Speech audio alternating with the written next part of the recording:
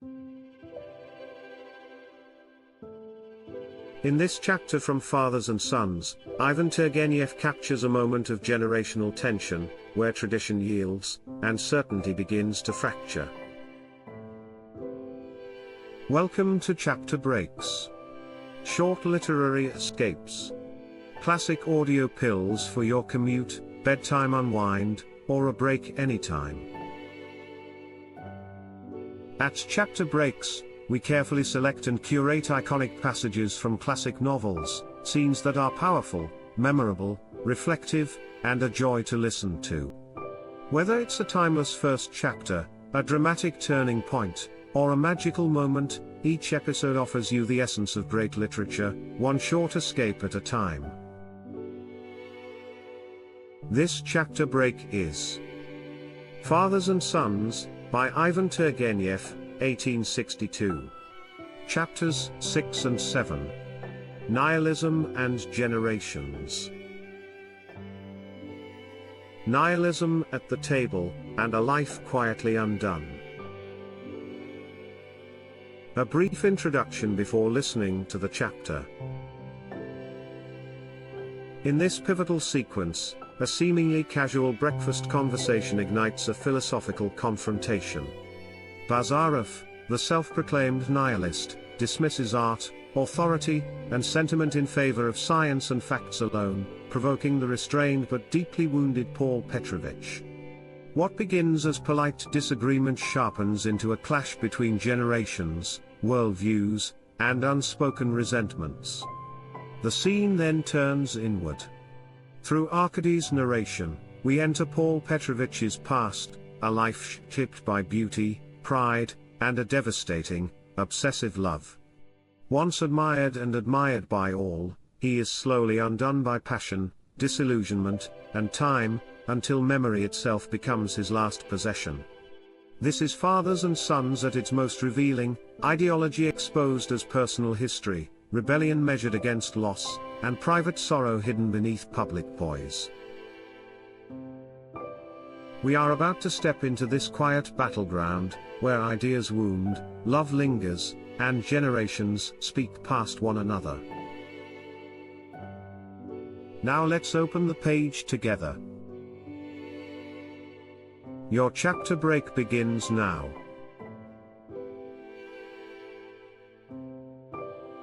Chapter 6. Bazarov, returning, seated himself at the table, and fell to drinking tea. The brothers contemplated him in silence. Arkady glanced covertly from his father to his uncle, and back again. "Have you walked far this morning?" At length Nikolai Petrovich inquired. "To a marsh beside an aspen coppice. By the way, Arkady, I flushed 5 head of woodcock. Perhaps you would like to go and shoot them. Then you yourself are no sportsman." "No. That is to say, you prefer physics to anything else." This from Paul Petrovich. "Yes, I prefer physics, in fact, the natural sciences in general, to anything else." "Well, I am told that the Germanics have made great strides in that department." Paul Petrovich used the term Germanics instead of Germans ironically, but no one noticed it. "True," was Bazarov's careless reply. "In fact, the Germans are, in the same respect, our masters." "You think highly of the Germans?" Paul Petrovich's tone was now studiously polite, for he was beginning to feel irritated with the man. His aristocratic nature could not altogether stomach Bazarov's absolute lack of ceremony. The fact that this doctor's son not only knew no diffidence, but actually returned snappish and reluctant answers, and infused a brusquerie akin to rudeness into his tone. "At least the savants of that part of the world have some energy in them," retorted Bazarov. "Quite so. And your opinion of our Russian savants is, well, perhaps less flattering." "It is, with your leave." "That constitutes a piece of laudable modesty on your part," Paul Petrovich observed with a slight hitch of his figure and a toss of his head. "But how comes it about that Arkady has just told us that you recognize no authorities whatsoever? Do you not trust authorities?" "Why should I? Is anything in the world trustworthy? Certainly, should I be told a fact, I agree with it, but that is all. Oh. Then the Germans confine themselves solely to facts. Paul Petrovich's face had now assumed an expression of detachment, as though he had suddenly become withdrawn to the ultimate heights of the Empyrean. No, not all Germans, replied Bazarov with a passing yawn. Clearly he had no mind to continue the controversy. Meanwhile Paul Petrovich glanced at Arkady as much as to say, admit that your friend has beautiful manners. For my own part, he continued, ostentatiously, and with an effort, I, a fallible mortal, do not favor the Germans. Of course, I am not including in that category the Russo-Germans, who, as we know, are birds of passage. Rather, it is the Germans of Germany proper whom I cannot abide. Once upon a time they used to produce men like Schiller and like, what's his name? Goethe, for both of which authors my brother has a marked predilection.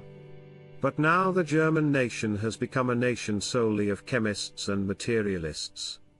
A good chemist is worth a score of your poets, remarked Bazarov. Quite so. Paul Petrovich hitched his eyebrows a little, as though he had come near to falling asleep. I take it then that you decline to recognize art, but believe only in science. I have told you that I believe in nothing at all. What after all, is science, that is to say, science in the mass? A science may exist, even as a trade or a profession may exist, but with regard to science in the mass, there is no such thing. Very good.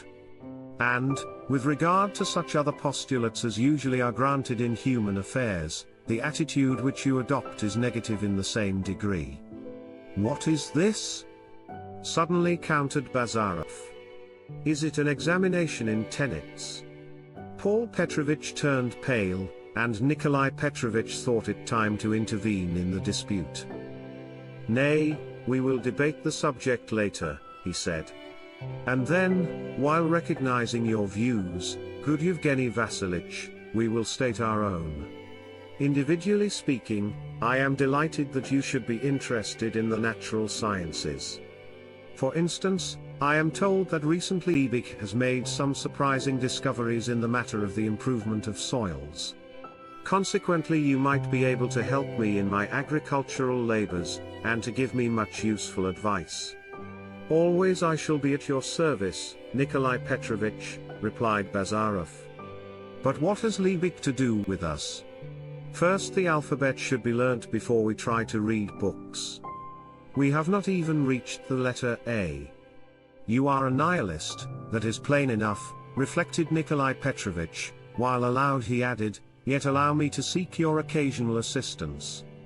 Brother Paul, I believe it is time that we interviewed our steward. Paul Petrovich rose from his chair. Yes, he said, without looking at anyone in particular, it is indeed a terrible thing to have lived 5 years in the country, and to have stood remote from superior intellects. If one is ab origine a fool, one becomes so more than ever, seeing that, however much one may try not to forget what one has learnt, there will dawn upon one, sooner or later, the revelation that one's knowledge is all rubbish, that sensible men have ceased to engage in such futilities, and that one has lagged far behind the times. But, in such a case, what is one to do? Evidently the younger generation know more than we do. And, slowly turning on his heel, he moved away as slowly, with Nikolai Petrovich following in his wake. Does Paul Petrovich always reside here?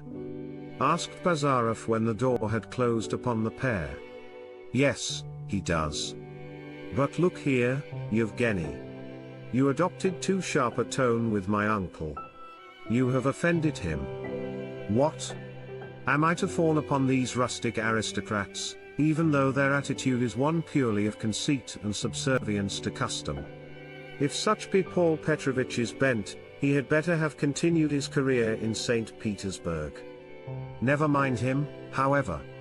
Do you know, I have found a splendid specimen of the water beetle Dytiscus marginotis. Are you acquainted with it? I will show it you. Did I not promise to tell you his history? Observed Arkady musingly. Whose history? The water beetles. No, my uncle's. At least you will see from it that he is not the man you take him for, but a man who deserves pity rather than ridicule.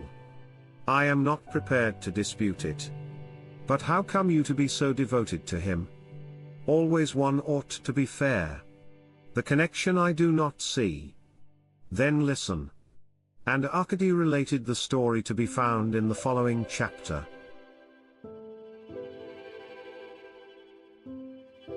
Chapter 7.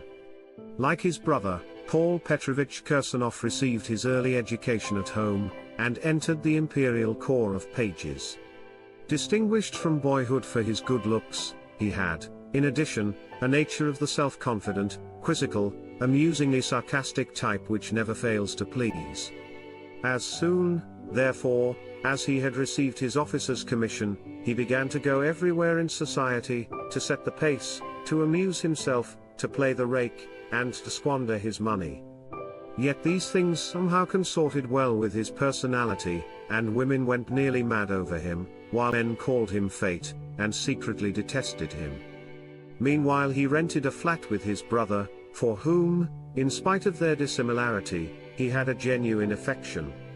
The dissimilarity in question lay, among other things, in the fact that, while Nikolai Petrovich halted, had small, kindly, rather melancholy features and narrow black eyes, and was of a disposition prone to reading omnivorously, to bestirring himself but little, and to feeling nervous when attending social functions, Paul Petrovich never spent a single evening at home, but was renowned for his physical dexterity and daring. He it was who made gymnastics the rage among the gilded youth of his day, and read, at most, 5 or 6 French novels.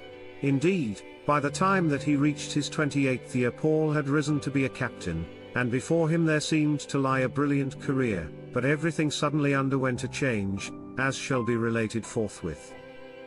Among the society of St. Petersburg of that period there was accustomed to appear, and to disappear, at irregular intervals a certain Princess R., whose memory survives to this day. Though wedded to a highly placed and very presentable, albeit slightly stupid, husband, she had no children, and spent her time between making unexpected visits abroad and unexpected returns to Russia. In short, she led a very curious life, and the world in general accounted her a coquette, in that she devoted herself to every sort of pleasure, and danced at balls until she could dance no more, and laughed and jested with young men whom she received before dinner in the half-light of a darkened drawing-room. Yet, strangely enough, as the night advanced she would fall to weeping and praying and wringing her hands, and, unable to rest, would pace her room until break of day, or sit huddled, pale and cold, over the psalter. But no sooner would daylight have appeared than she would once more become a woman of the world, and drive, and laugh, and chatter, and fling herself upon anything which seemed to offer any sort of distraction. Also, her power to charm was extraordinary, for though no one could have called her a beauty, seeing that the one good feature of her face lay in her eyes, and even then it was not the small, grey eyes themselves which attracted, but the glance which they emitted. She had hair of the colour and weight of gold which reached to her knees. That glance. It was a glance which could be careless to the point of daring or meditative to the point of melancholy, a glance so enigmatical that, even when her tongue was lisping fatuous nonsense, there gleamed in her aspect something intangible and out of the common. Finally, she dressed with exquisite taste. This woman Paul Petrovich met at a ball, and at it he danced a mazurka with her.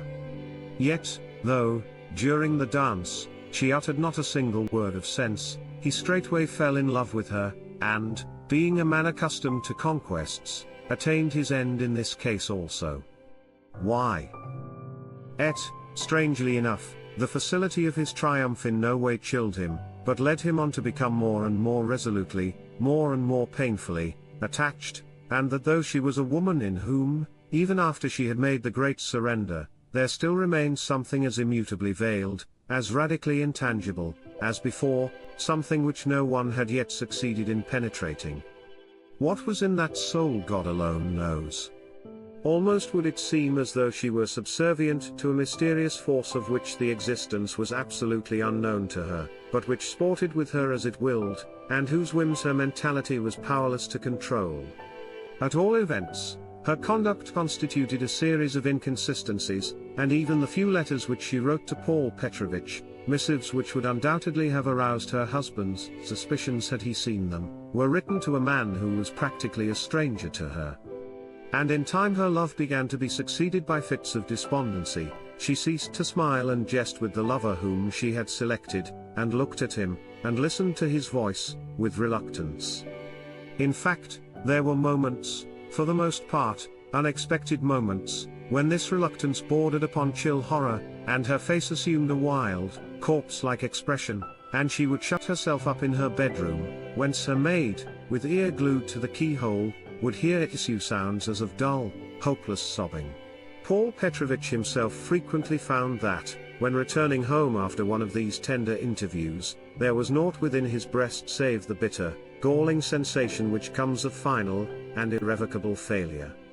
"What more could I want?" he would say to himself in his bewilderment, yet always he spoke with an aching heart. It happened that on one occasion he gave her a ring having a stone carved in the figure of the Sphinx. "What?" she exclaimed. "Do you offer me the Sphinx?" "I do," he replied. "The Sphinx is yourself." "I?" she queried with a slow lift of her enigmatical eyes. "You are indeed flattering." With the words went the ghost of a smile, while her eyes looked stranger than ever. Even during the time that the princess loved him things were difficult for Paul Petrovich, but when she cooled in her affection for him, as soon happened, he came near to going out of his mind. Distracted with jealousy, he allowed her no rest, but followed her to such an extent that at length, worn out with his persistent overtures, she betook herself on a tour abroad. Yet even then Paul Petrovich listened to neither the prayers of his friends nor the advice of his superior officers, but, resigning his commission, set out on the princess's track. Thus 4 years were spent in hunting her down, and losing sight of her again, and though, throughout, he felt ashamed of his conduct, and disgusted with his lack of spirit, all was of no avail. Her image, the baffling, bewitching, alluring image which ever flitted before his eyes, had implanted itself too deeply in his breast. At last, it was at Baden, the pair once more came together, and though it seemed that never had she loved him as she did now, before a month was over another rupture had occurred, and, this time, a final one, as, with a last flicker, the flame died down and went out. True, that the parting would come he had foreseen, yet still he sought to be friends with her, as though friendship with such a woman could have been possible, and only the fact that she quietly withdrew from Baden, and thenceforth studiously avoided him, baffled his purpose. Returning to Russia, he endeavored to resume his former mode of life, but neither by hook nor crook could he regain the old rut. As a man with a poisoned system wanders hither and thither, so did he drive out, and retain all the customs of a society habituée. Nay, he could even have boasted of 2 or 3 new conquests. But no.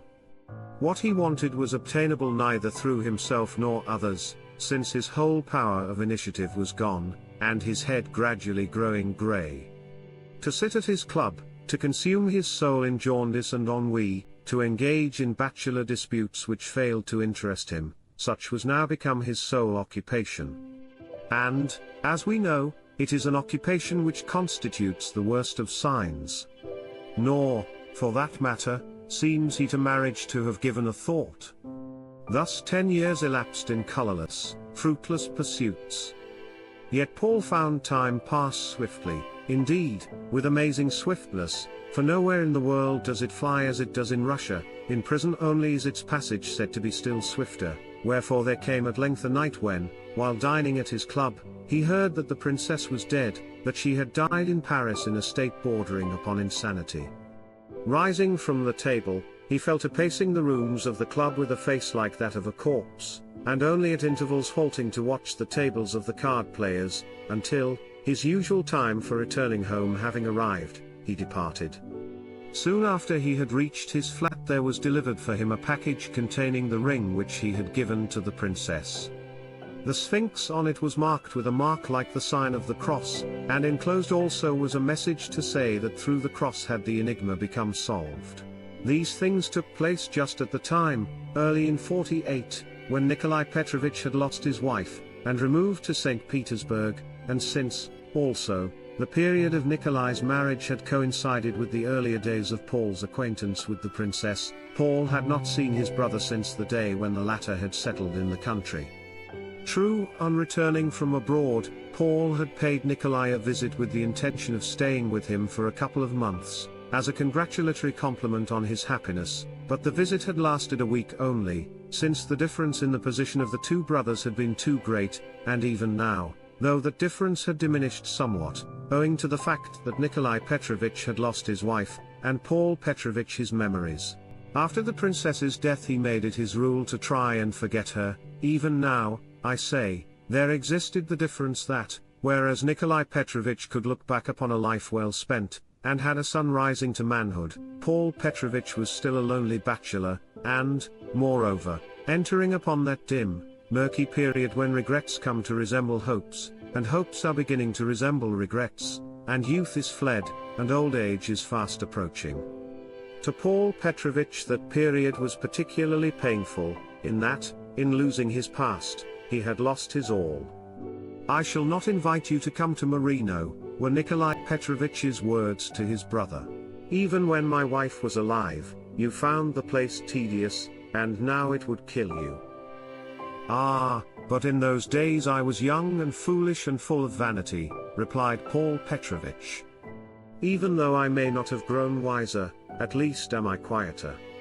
So, if you should be willing, I will gladly come and make your place my permanent home."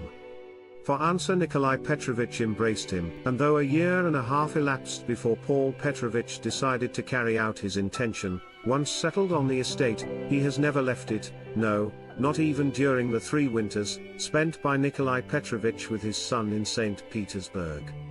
Meanwhile he has taken to reading books, more especially English books, and, in general, to ordering his life on the English pattern. Rarely, also, does he call upon his neighbors, but confines his excursions, for the most part, to attending election meetings, where, as a rule, he holds his tongue, but occasionally amuses himself by angering and alarming the older generation of landowners with liberal sallies. From the representatives of the younger generation he holds entirely aloof. Yet both parties, though they reckon him haughty, accord him respect. They do so because of his refined, aristocratic manners, and of what they have heard concerning his former conquests, and of the fact that he dresses with exquisite taste, that he always occupies the best suites in the best hotels, that he dines sumptuously every day, that once he took dinner with the Duke of Wellington at the court of Louis Philippe, that invariably he takes about with him a silver nécessaire and a travelling bath, that he diffuses rare and agreeable perfumes, that he is a first-rate and universally successful whist player, and that his honor is irreproachable. The ladies too look upon him as a man of charming melancholy, but with their sex he has long ceased to have anything to do. "You see, then, Yevgeny," wound up Arkady, "that you have judged my uncle very unfairly. Moreover, I have omitted to say that several times he has saved my father from ruin by making over to him the whole of his money, for they do not share the estate, and that he is always ready to help anyone, and, in particular, that he stands up stoutly for the peasants, even though, when speaking to them, he pulls a wry face, and, before beginning the interview, scents himself well with eau de cologne. We all know what nerves like his mean," remarked Bazarov. "Perhaps so. Yet his heart is in the right place, nor is he in any way a fool. To myself especially has he given much useful advice, especially on the subject of women. Ah, ha! Scalded with milk, one blows to cool another's water. That is a truism. Finally, and to put matters shortly, resumed Arkady, he is a man desperately unhappy, not one who ought to be despised." "Who is despising him?" exclaimed Bazarov. All that I say is that a man who has staked his whole upon a woman's love, and, on losing the throw, has turned crusty, and let himself drift to such an extent as to become good for nothing, I say that such a man is not a man, a male creature at all. He is unhappy, you say, and certainly you know him better than I do, but it is clear also that he has not yet cleansed himself of the fool.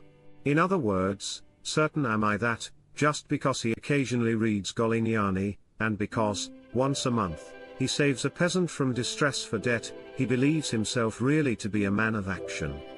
But think of his upbringing. Expostulated Arcady. Think of the period in which he has lived his life. His upbringing. Retorted Bazarov. Why, a man ought to bring himself up, even as I had to do. And with regard to his period, why should I, or any other man, be dependent upon periods? Rather, we ought to make periods dependent upon us. No, no, friend. Sensuality and frivolity it is that are at fault. For of what do the so-called mysterious relations between a man and a woman consist? As physiologists, we know precisely of what they consist. And take the anatomy of the eye. What in it justifies the guesswork whereof you speak? Such talk is so much romanticism, and nonsense and unsoundness, and artificiality. Let us go and inspect that beetle. And the two friends departed to Bazarov's room, where he had already succeeded in creating a medical surgical atmosphere which consorted well with the smell of cheap tobacco.